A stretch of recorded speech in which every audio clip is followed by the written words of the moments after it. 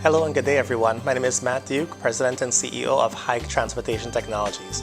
One of the questions I get a lot from both hikers as well as people living throughout the country is, are we really in Trinidad and Tobago? Are we physically present? And I am here to tell you, yes we are. We are located in Port of Spain, in Baders Bay, which is right next to the movie town in Port of Spain. But don't take my word for it. Here are a few clips, some videos, and even some pictures of us interacting throughout the country, interacting with drivers as well as passengers.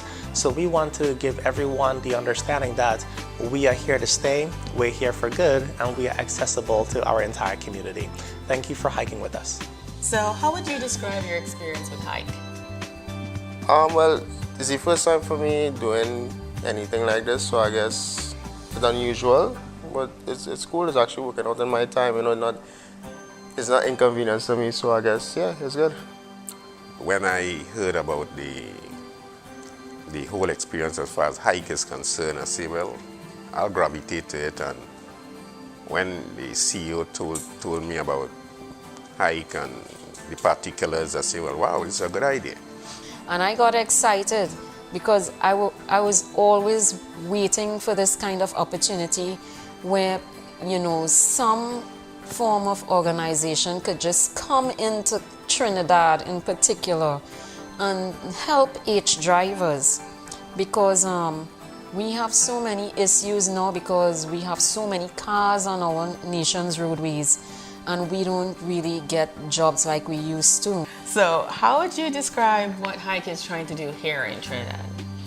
They want to revolutionize the taxi service, the H taxi service in this country, which is really very good. For instance, if you try to hire like those other taxi services from other places, it'll cost you a lot more.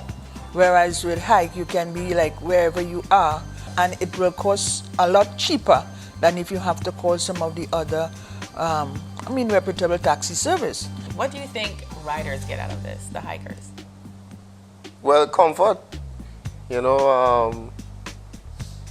not like traveling with anybody else, that their own space, their own environment. So it's like, yeah, and they're getting to know the driver. Okay. Yeah. I know it's still in the early stages, but once it's really, really established the way it needs to, we would get most of the jobs because you can't just rely on just looking for a passenger or a rider through a phone call. With this app, it could either work for you or work against you. It's simple. You're on the app, you're available, you're waiting for a request, and while you have 16 seconds to accept or reject, depending on where you are, where the passenger is, it is very easy. Because of how the crime situation is too, they would realize, okay, this is an H driver coming, so we can see who this person is and we can see the number plate, so let's click on that immediately, don't think twice. This is why I would really stick to Hike, because you all work with the law and I work with the law. So that is why I am just comfortable with that. We're trying to help make transportation easier to and from different destinations and doing it in an affordable way and keeping the people safe.